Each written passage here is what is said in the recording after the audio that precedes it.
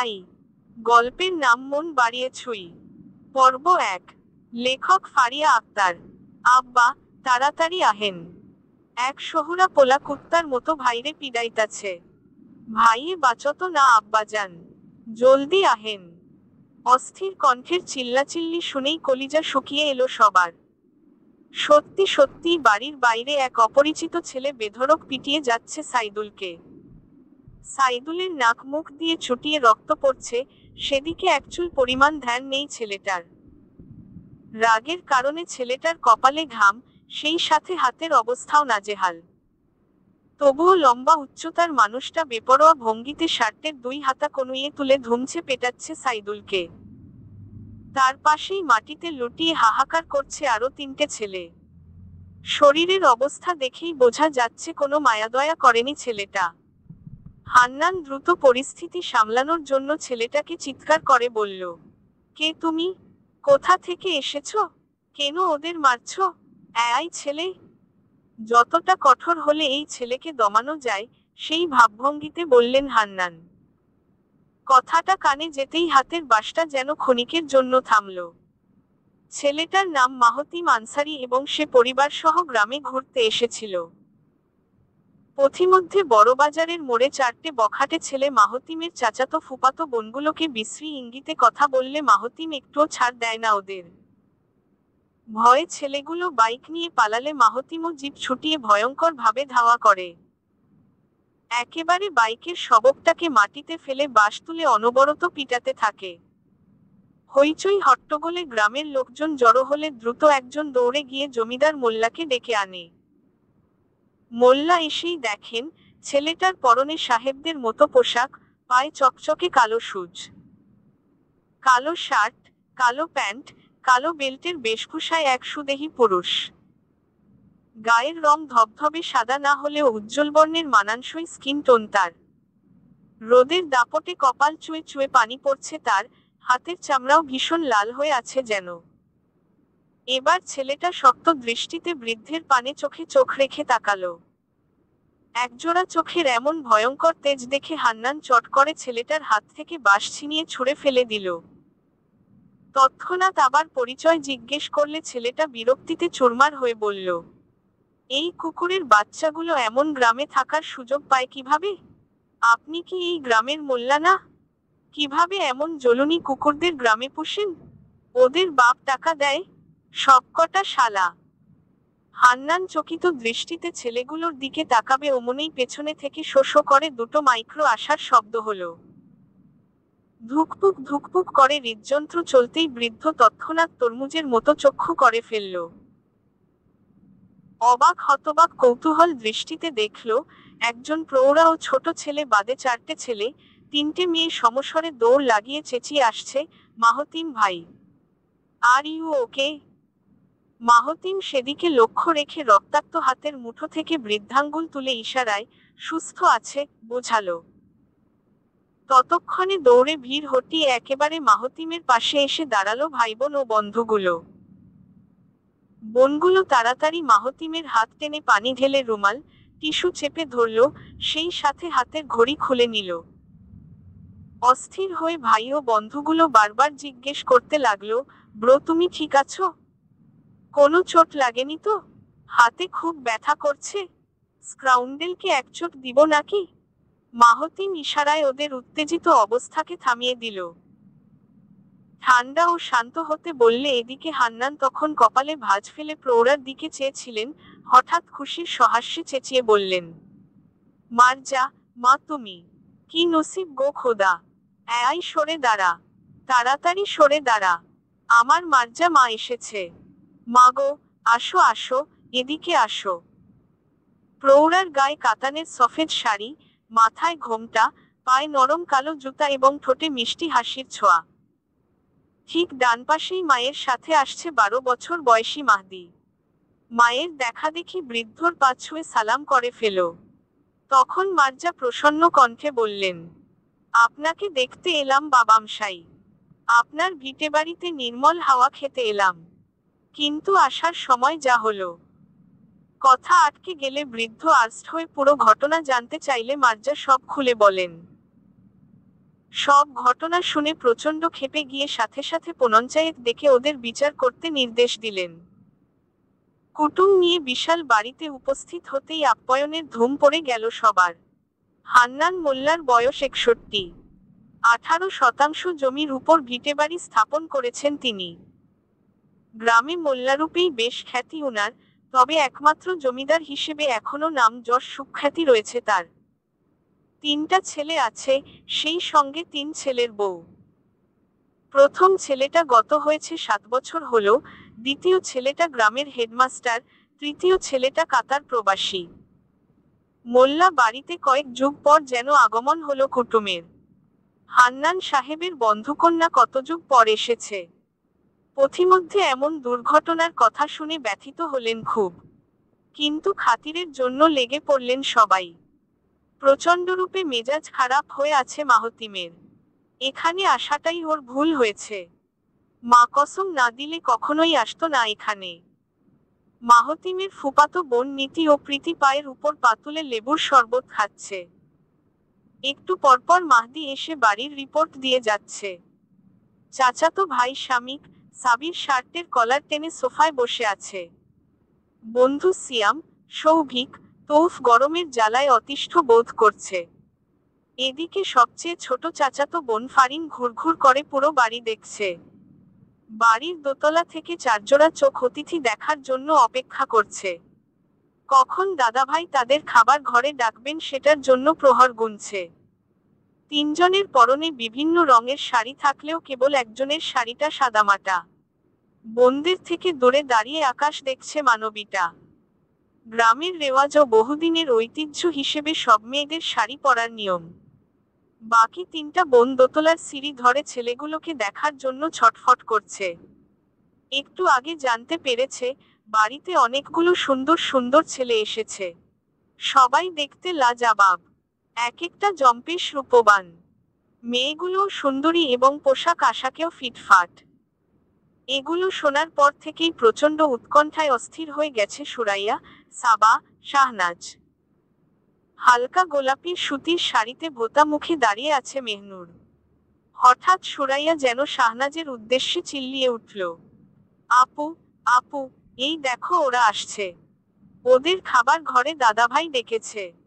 তাড়াতাড়ি দেখো আপু, তাড়াতাড়ি।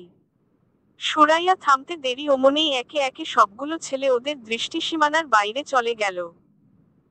প্রচণ্ড স্পিডে ধুকপুক করতে থাকা বুকটা আরো বেতাল ভঙ্গিতে ছুটতে লাগলো। সত্যিই মোল্লা বাড়িতে পুরুষের আগমন অদ্ভুত অনুভূতির সঞ্চার করছিল। কিন্তু কে জানতো 3 জোড়া চোখের হাসি হাসি দৃষ্টি আকস্মিকভাবে আটকে যাবে। কে জানতো বুকের হুলস্থুল কাঁপুনিটা ধক ধক করে চাবুকের মতো পিটাবে। কে জানতো সিনেমার সেই ডায়লগের মতো সত্যি সত্যিই হার্টবিট মিস হবে। সিঁড়ির রেলিং আকরে বরফের মতো শক্ত হয়ে গেল শাহনাজ, মুখের চোয়াল ঝুলিয়ে হা করে ফেলল সুরাইয়া, বিস্ফোরণ চাহনিতে আশ্চর্য হয়ে শব্দ গলিয়ে ফেলল সাবা। সকলের হইচই চিল্লাচিল্লি যখন সহসা থমকে গেল, তখন কৌতূহল মনে পিছু তাকায় মেহনুর। 3 বোনের অমন মুখভঙ্গি দেখে সাথে সাথে ভ্রু কুঞ্চন করে দোতলা থেকে নিচে দৃষ্টি ফেলল। অমনই শরীরের প্রতিটি পশম কাটা দিয়ে সূচের মতো বিঁধল। শুধু দৃষ্টি আটকে রইল সুদেহী, সুদীর্ঘ, সৌম্য দর্শনের ন্যায় এক সুদর্শন পুরুষের উপর, যার প্রশস্ত বুকটা কালো শার্টের আড়ালে আড়ষ্টভাবে ঢেকে আছে। শার্টের দুটো টপ বোতাম খোলার কারণে উন্মুক্ত বুকের কিছু অংশ দেখা যাচ্ছে। লোভনীয় বস্তুর মতো নয়তো অনেকটা কাঙ্গালের মতোই তাকিয়ে আছে তার বিশাল বুকের দিকে। কোমরে কালো বেল্টের সাহায্যে শার্টটা ইন অবস্থায় রয়েছে। কানে ফোন লাগিয়ে অন্য হাতটা পকেটে গুজে মানুষটা রাগচটা ভঙ্গিতে চলে যাচ্ছে।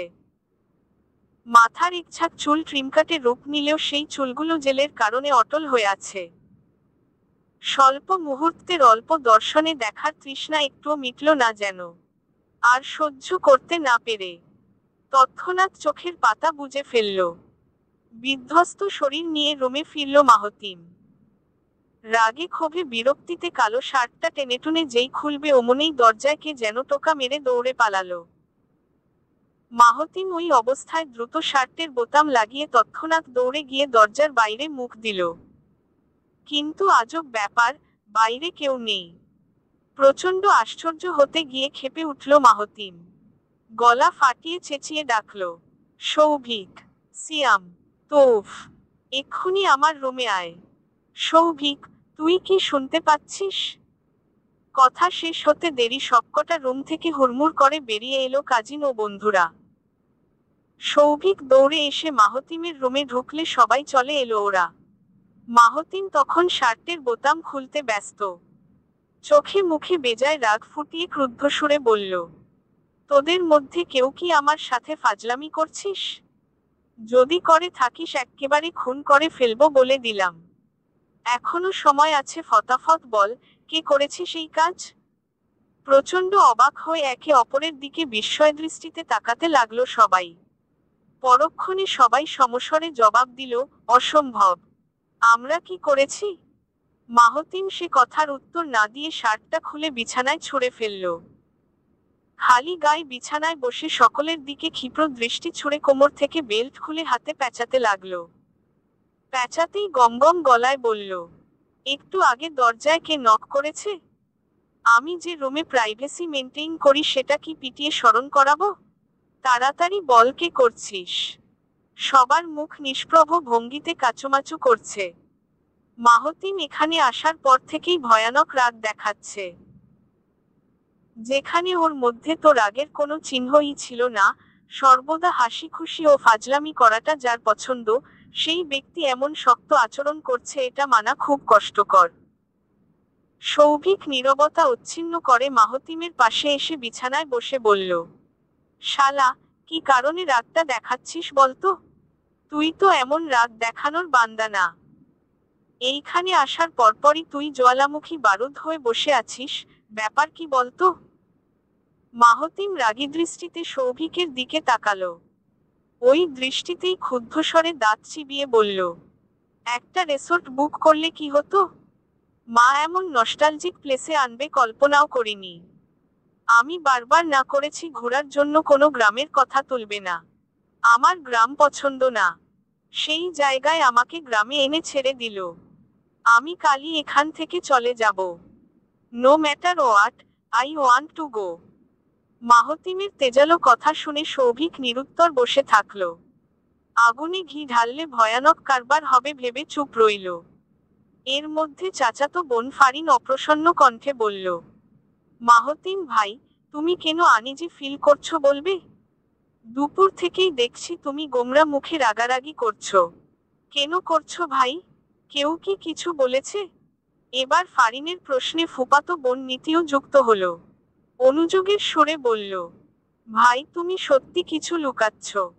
এটা আমিও দেখেছি। খাবার টেবিলে বসেও তুমি ঠিকমতো খাওনি। ভাইয়া, কি হয়েছে তোমার? আমাদের কাছে খুলে বলো তো। মাহতিম দৃষ্টি নত করে ফ্লোরে তাকিয়ে রইল। উত্তর না পেয়ে চাচাতো ভাই সাবির শান্ত সুরে বলল, তুমি কি এ বাড়ির মেয়েদের জন্য অড ফিল করছো? প্রশ্ন ছুটতেই একজোড়া চোখ সাবিরের দিকে ভয়ঙ্কর ভাবে পড়ল। সাবির এতটা বিব্রত কখনো হয়নি। সেই সাথে সাথে চোখ নামিয়ে কণ্ঠ নিচু করে বলল, আই এম সরি মাহতিম ভাই। বাট, আমার মনে হচ্ছিল মেবি তুমি মেয়েদের জন্য সাফোকেট ফিল করছো। সাবিরের ম্লান মুখটা দেখে মেজাজটা শান্ত করল মাহতিম। শক্ত বাক্য বলার জন্য ঠোঁট খুললে সেটা দ্রুত সামলে নিয়ে ধাতস্থ সুরে বলল, এ বাড়ির ছোট মেয়েটা জাস্ট বেহা। খাবার টেবিলে বসেও আমি শান্তি পাইনি। একটু পরপর আমার গা ঘেঁষা দিয়ে চলে যায়। এত ছ্যাঁচড়া একটা মেয়ে হয়? ওই মেয়ে কি জানে আমি ওর কত বড়? এইভাবে আমার সাথে ঘেঁষাঘেঁষির মানে কি? আমাকে দেখলেই বিনা কারণে হিহি করে হাসতে থাকে। মেজাজটা খারাপ হয়ে আছে ওই বুলশিটের জন্য। আমি এখানে থাকবো না ব্যাস। রাগের সঙ্গে তেজ মিশিয়ে কথাটুকু শেষ করল মাহতিম। হাতে পেঁচানো বেল্টটা ঠিকঠাক মতো বিছানায় চাকতির মতো করে রাখল। তেজালো সুরেই নীতির উদ্দেশ্যে শক্ত কণ্ঠে বলল, লাগেজ থেকে আমার টি শার্টটা দে নীতি। আর লেফট সাইডে ট্রাউজার পাবি। নীতি বড় ভাইয়ের আদেশমতো কাজ করতে থাকলে বাকিরা নিজেদের মধ্যে চাওয়াচাই করতে থাকে। ইশারায় কিছু কথোপকথন সেরে মাহতিমের দিকে দৃষ্টি দিল সবাই। তৌফ বুক ফুলিয়ে রাগ দেখিয়ে বলল, দোস্ত বিলিভ মি, তুই একা এইখানে ভিকটিম না, আমিও ফাঁসছি। ছোট মেয়েটা আস্তা একটা শয়তান, কানের নিচে থাপড়াইতে ইচ্ছা করছে আমার। আব্বুকে ইনফর্ম করতে জানালার কাছে গেছি, অমনি পিছন থেকে ঘ্যাট ঘ্যাট করে হাসতেছে। মাইরি কি জঘন্য হাসি, আরেকবার সামনে পাইলে রে, দেখিস চুল ছিঁড়া কি করি। তৌফের উত্তেজিত অবস্থার মধ্যে প্রীতি কপাল কুঁচকে প্রচণ্ড আশ্চর্য দৃষ্টিতে তাকালো। ততক্ষণে নীতির দেওয়া সাদা টি শার্ট মাহতিম পরছিল। প্রীতি নিজের বিস্ময় উগরে তৎক্ষণাৎ বলে উঠল, তোমরা কি যাতা বলছো ভাই? ছোট মেয়ে যে করছো, ওকে কি তোমরা চিনো? ওকে কি দেখেছো? ওকে দেখলে তোমরা স্বপ্নেও এই কথা তুলতে পারোতা না। তোমরা যার কথা বলছো সে মেবি মেজোটা। মেজোটা হাড়ে হাড়ে ফাজিল, তোমাদের সাথে ইয়ার্কি করতেছে। প্রীতির কথায় সায় জানিয়ে শেষে ফারিন নীতিও যুক্ত হলো। ফারিন বিরক্তির সুরে বলল, আমিও প্রীতির কথায় একমত ভাইয়া। এই বাড়িতে 4টা মেয়ে আছে। বড়টা সানাজ, মেজোটার নাম সুরাইয়া, সেজোটা সম্ভবত সাবা, ছোটটার নাম মেহনুর। তুমি কি মেহনুরকে দেখেছ? আচ্ছা মেহনুর দেখতে কেমন বলো তো? মাহতিম ফট করে উত্তরের জন্য ঠোঁট খুলে বলল, আমি নাম ধাম জানি না। লাল শাড়ি পরা ছিল, কপালে খাচ্চরের মতো বড় টিপ দেয়া, আর চোখটা মেবি বড়। গায়ের রংটা সম্ভবত প্রীতির মতোই, বাট ওই মেয়েরটা আরো চাপা। ভাইয়ের মুখে এমন উটকো বর্ণনা শুনে ফারিন ও নীতি মৃদু ভঙ্গিতে হেসে ফেলল। প্রীতি তাদের স্বল্প হাসিতে যুক্ত হয়ে সরল কণ্ঠে বলল, ভাইয়া মেহনুর তোমার চেয়েও ফর্সা। সাহিত্যের ভাষায় ওর ডাগর ডাগর চোখ। কপালে টিপ তো দূরে থাক, মুখে সামান্য কেমিক্যাল পর্যন্ত মাখে না। ওর পরনে হালকা গোলাপি রঙের শাড়ি ছিল। আর তুমি যার বর্ণনা দিছ ওইটা সুরাইয়া, দা ফাজিলের হাড্ডি। মেহনুর তো কত শান্ত, একদম লক্ষ্মী একটা মেয়ে। ও তো তোমাদের সামনেই আসবে না। তুমি জানো মাহদি সারাক্ষণ মেহনুরের কাছে থাকে। শক্ত মুখে কিছুক্ষণ নীরব থেকে সরু চোখ তাকালো মাহতিম। গলাটা শান্ত করে জিজ্ঞেস করল, বয়স কত ওই মেয়ের? তোর চেয়ে ছোট না? প্রীতি হো হো করে হেসে দিয়ে বলল, ভাইয়া ওই মেয়ে ফারিনের চেয়েও ছোট। আমি যদিও অনার্স কমপ্লিট করে ফেলেছি, কিন্তু মেহনুর সেই তুলনায় একদমই ছোট মানুষ। প্রীতির কথা টান মেরে এবার ফারিন বলে উঠল, জানো ভাই, এ বাড়ির রুলসগুলো বড় অদ্ভুত। এখানে ছোট বড় সব মেয়েদের শাড়ি পরা লাগে। মেহনুর যে এত ছোট সেটা কিন্তু শাড়ির জন্যই বোঝা যায় না। তবে একটা জিনিস সত্যি, মেহনুর মেয়েটা খুব মিষ্টি। মাহতিম ওদের অযথা বকবক শুনে চাপা বিরক্তিতে মুষড়ে পড়ছিল। এসব বেহুদা প্যাচাল আর শুনতে না চেয়ে সোজাসুজি ওদের চলে যেতে বলল। নীতি, প্রীতি, ফারিন সহ চুপচাপ সবাই রুম থেকে চলে গেল। দরজায় ছিটকিনি তুলে জানালায় পর্দা টেনে বিছানায় শুলো মাহতিম। মাথার নিচে ডান হাতের তালু ঢুকিয়ে দৃষ্টি সরাসরি ঘূর্ণায়মান ফ্যানের দিকে স্থির করে ভাবতে লাগলো। এ বাড়িটা হান্নান শেখের। হান্নান শেখ নানাভাইয়ের বন্ধু। নানাভাই এখন আর বেঁচে নেই, তিনি মারা গিয়েছেন অনেক বছর আগে। হান্নান শেখের কোনো মেয়ে না থাকায় তিনি মার্জাকে প্রচুর আদর করতেন। নিজের মেয়ের মতো ভালোবাসতেন, এজন্যই নিজের বাবাকে বাবা আর হান্নান শেখকে বাবামশাই বলে ডাকতেন মার্জা। কিন্তু বিয়ের পরপরই যোগাযোগ কমে যায় বাবামশাইয়ের সাথে। মাহতিম দুনিয়ায় আসার পর থেকে সাংসারিক চাপে ন্যস্ত হয়ে পড়ে যোগাযোগ ক্ষুণ্ণ হয়ে যায় তাদের সাথে। মাহতিম ছোট থেকেই গ্রাম অপছন্দ করত, গ্রামের সৌন্দর্য সম্পর্কে রুচি কম ছিল। কিন্তু মার্জা অনেকটা জেদ দেখিয়ে গ্রামে এনেই ছাড়লেন। হায়াত মৌতের কথা চিন্তা করে হান্নান শেখের সাথে সময় কাটাতে এলেন। মায়ের আদেশ অমান্য করার স্পর্ধা দেখাতে পারেনি মাহতিম, চুপ করে নতমুখে সবকিছু মেনে নিয়েছে। কিন্তু এ বাড়ির মেজ মেয়েটার উগ্র আচরণে প্রচণ্ড গা জ্বালাতন করছে। এমনই মেয়েগুলো বয়সে খুব ছোট, তবুও সুরাইয়ার আচরণ একটু বেশি জঘন্য। কাল যদি উটকো কিছু করার চিন্তায় থাকে, ঠাস করে দুই গাল রাঙিয়ে আঙ্গুলের ছাপ বসিয়ে দিবে মাহতিম। মনেমনে তীব্র সংকল্প করে ঘুমিয়ে পড়ল সে। রাতটা পরম শান্তি, পরম ঠান্ডা, পরম আবেশীভূত অবস্থায় কাটল ওর। ভোর ৫টা না বাজতেই ফোনের এলার্মটা বাজতে লাগলো। ঘুমের আড়ম্বর ভেঙ্গে বিছানা থেকে উঠে দাঁড়ালো মাহতিম। এলার্মটা বন্ধ করে ট্রাউজারের পকেটে সেটা ঢুকিয়ে দরজা খুলে চুপচাপ বাইরে পা দিল। ওর রুমটা বারান্দার শেষ প্রান্তে ছিল বলে লম্বা বারান্দা হেঁটে আসতে হলো। আসতে আসতেই বারান্দার নিচে দৃষ্টি ফেলে দেখল, বাড়ির মহিলারা জেগে উঠেছে। মাহতিম সিঁড়ি ধরে নিচে নামলে বড় বউ সুজলা এগিয়ে আসলেন, ঝলমলে মুখে হাসি ফুটিয়ে বললেন, তুমি দেখি খুব তাড়াতাড়ি উঠো মাহতিম। অথচ তোমার মা এখনো ওঠেনি। রাতে তোমার ঘুম হয়েছে তো বাবা? দেখো বাবা, মিথ্যা বলো না। কষ্ট হলে সব বলবে, কেমন? মাহতিম সহজ হাসিতে জবাব দিল, জি আন্টি, অবশ্যই বলবো। আমার ভালো ঘুম হয়েছে। তাছাড়া ভোর সকালে উঠাটা আমার দীর্ঘদিনের অভ্যাস। এই অভ্যাসটা মা করতে পারেনি, এজন্য ঘুমিয়ে আছেন। উত্তর শুনে মিষ্টি করে হেসে দিলেন সুজলা। হান্নান শেখের মরহুম বড়ছেলের স্ত্রী উনি।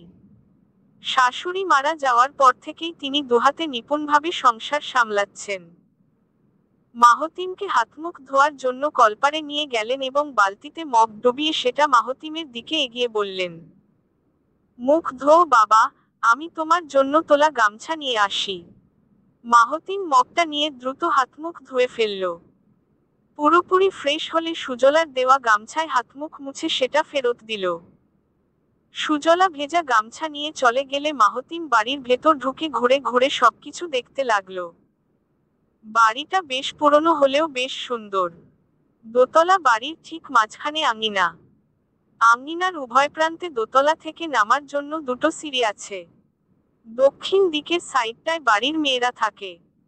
উত্তর দিকের সাইডটায় থাকছে কুটুম অর্থাৎ অতিথি। মাহতিম নিজের রুমে আসতেই জানালার পর্দা সরিয়ে আলোচিত করে দিল। পকেটে দুহাত গুজিয়ে আকাশে দৃষ্টি ফেলে তাকিয়ে রইল। স্নিগ্ধ সকালের ঠান্ডা হাওয়ায় মাহতিমের মন মাতাল হচ্ছিল। হঠাৎ কিছুটা দূরে অবস্থিত একটা বাংলাঘরের দিকে দৃষ্টি আটকালে কপাল কুঁচকে এলো ওর। সেই বাংলাঘরটা টিনের ছিল এবং জানালাও ছিল মস্ত বড়। জানালার ডানদিকটায় হেলান দিয়ে গোলাপি শাড়ি পরোয়া একটি মেয়ে কি যেন করছিল। মাহতিম ওই সামান্যতম দৃশ্য দেখে প্রচণ্ড কৌতূহলে চনমনিয়ে উঠল। সে দেখল মেয়েটার হাতে বই এবং মুখের উপর চুল আছড়ে পড়ছিল। ব্লাউজের রং রানী কালারের এবং হাতা একদম কনুই পর্যন্ত। চুলের বহর এত দীর্ঘ ছিল যেটা সম্পূর্ণ চোখ ধাঁধানো। এত দীর্ঘ কেশের মেয়ে মাহতিম কোনোদিন দেখেনি। চোখ দিয়ে অ্যানালাইসিস করে অনুমান করল মেয়েটার চুল কমপক্ষে হাঁটু পর্যন্ত। কিন্তু ফেসটা একদমই দেখা যাচ্ছে না, বাতাসের জন্য চুলরা যেন বেহায়ার মতো উড়ছে। ওই বাংলাঘরের জানালার দিকে মাহতিম কতক্ষণ তাকিয়েছিল জানা নেই। পেছনে থেকে মাহদির, ভাইয়া বলে ডাক দিতেই সতবিত ফিরে পেল মাহতিম। মৃদু ভঙ্গিতে চমকে উঠতেই মাথা পিছনে ঘুরিয়ে দেখল ছোট ভাই মাহদি 3/4 প্যান্ট ও পোলো শার্ট পরে দাঁড়িয়ে আছে। মাহতিম স্বাভাবিক ভঙ্গিতে জিজ্ঞেস করল, রাতে কোথায় ছিলি? কার কাছে ঘুমিয়েছিস? মাহদি চুপচাপ বিছানায় বসে বলল, আপুর কাছে। মাহতিম জানালায় আরেকবার তাকিয়ে মাহদির দিকে দৃষ্টি দিয়ে বলল, কোন আপু? মাহতিম প্রশ্ন করছিল ঠিকই, কিন্তু দৃষ্টি বারবার জানালার বাইরে ছুটে যাচ্ছিল। অজানা, অচেনা মেয়েটার মুখ দেখার জন্য মন প্রচণ্ডরূপে আনচান করছিল। মাহদি ব্যাপারটা লক্ষ্য করতেই তড়িৎগতিতে দৌড়ে এসে মাহতিমের পাশে এসে দাঁড়ালো। মাহতিমের দৃষ্টি লক্ষ্য করে যেই বাইরে তাকালো, অমনেই মাহদির ঠোঁটে হাসি ছলকে আসলো। খুশিতে উচ্ছ্বাসিত হয়ে বলে উঠল, এটা তো মেহনুর আপু। আপু এখানে? আর আমি আপুকে কত জায়গায় খুঁজে আসলাম। আচ্ছা ভাইয়া থাকো, আমি যাই। বলতে দেরি, অমনিই অস্থির হয়ে যাওয়ার জন্য পা বাড়ায় মাহদি, কিন্তু পেছনে থেকে হাত টান লাগলে থমকে যায় সে। মাথা ঘুরিয়ে হাতের দিকে তাকিয়ে দেখে মাহতিম হাত টেনে ধরে আছে। অন্য হাতটা তখনও পকেটে গুজানো মাহতিমের, চোখে শক্ত দৃষ্টি দেখা যাচ্ছে। মাহদি ছোট্ট একটা ঢোক গিলে ভীতু চাহনিতে ভাইয়ের দিকে কম্পিত সুরে বলল, ভাইয়া, তুমি হাত ধরলে কেন? মাহতিম শূন্য উত্তরে কাঠ হয়ে রইল। সে চোখ রাঙিয়ে তাকালে 13 বছর বয়সী মাহদি মারাত্মক ভয় পেয়ে যায়। ভয়ার্ত কণ্ঠে বলতে থাকে, ভাইয়া মেরো না, আমাকে মেরো না, হাত ছাড়ো ভাইয়া। মাহদির অবস্থা এমন দেখে ও রাগ কি করবে, উল্টো পেট ফাটা হাসি পাচ্ছিল মাহতিমের। কোনোরকমই হাসি আটকে কাঠিন্য মুখ করে বলল, এই মেয়েটা টিনের ঘরে কি করে? মাহতিমের অমন শক্ত কণ্ঠ শুনে ঠোঁট ভিজিয়ে ঢোক গিলল মাহদি। চোখ নিচু করে ভীত স্বরে বলল, আপু অনেক বই পড়ে ভাইয়া। আপুর কাছে প্রচুর বই আছে। উত্তর শুনে কপালটা ভাঁজযুক্ত হলো মাহতিমের। সে আবার জানালার বাইরে দৃষ্টি দিয়ে দেখল মেহনুর একই ভঙ্গিতে বই পড়ছে। দৃষ্টি ফিরিয়ে মাহদিকে গম্ভীর কণ্ঠে বলল, যা, এই মেহনুরকে আমার কাছে নিয়ে আয়। আদেশ শুনে চকিত ভঙ্গিতে প্রশ্ন করল মাহদি, কেন ভাইয়া? ভুলেও মেহনুর আপু এখানে আসবে না। সে ছেলেদের সামনে আসে না। আজব, তোকে কোন দিক দিয়ে মেয়ে লাগে? মানে, তুই কি মেয়ে? ও যে তোর সামনে আসে, রাতে তোকে নিয়ে ঘুমিয়ে পড়ে, সেগুলোর মানে কি?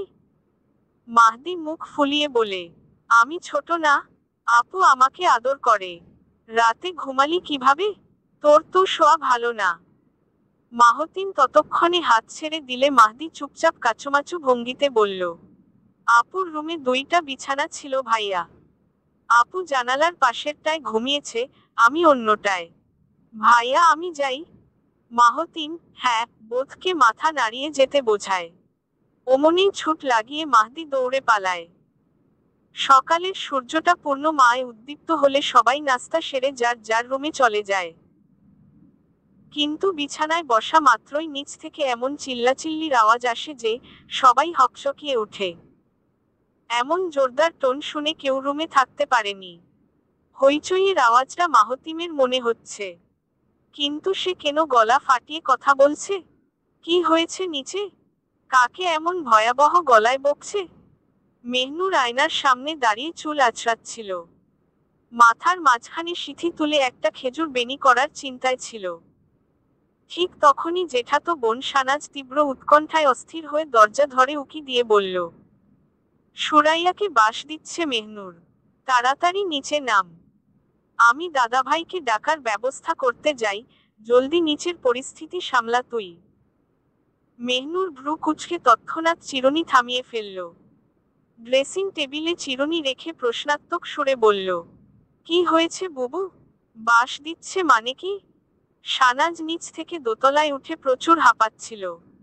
নিজেকে শান্ত করার জন্য বড় একটা ঢোক গিলল। বুক ভর্তি নিঃশ্বাস ছেড়ে দ্রুততার সঙ্গে বলল, ভয়ঙ্কর অবস্থা হয়ে গেছে মেহনুর। মা, ছোট মা কেউ থামাতে পারছে না। মার্জা আন্টিও হিমশিম খাচ্ছে। আল্লাহ, বুবু তাড়াতাড়ি তুমি দাদাভাইকে ডাকতে যাও। সানাজ জিহ্বা দিয়ে ঠোঁট ভিজিয়ে তাড়াতাড়ি হান্নানকে ডাকার জন্য দৌড়ে যায়। মেহনুর বেনি করার চিন্তা বাদ দিয়ে সেকেন্ডের মধ্যে খোপা বাঁধিয়ে নেয়। কিন্তু চিন্তার বিষয়, নিচে সবার যাবে কি করে? নিশ্চয়ই ওখানে ছেলেগুলো থাকবে। তাছাড়া সুরাইয়াকে বাস দেওয়ার কথা উঠল কিভাবে? চলবে। কলিজার বন্ধুরা, এই গল্পের পরের অংশ পড়ে গল্পে পেয়ে যাবেন। বন্ধুরা এরকম নতুন গল্প পেতে আমাদের চ্যানেলের পাশে থাকুন। চ্যানেলটি সাবস্ক্রাইব করে রাখুন। প্রতিদিন নতুন গল্প পেয়ে যাবেন। ধন্যবাদ।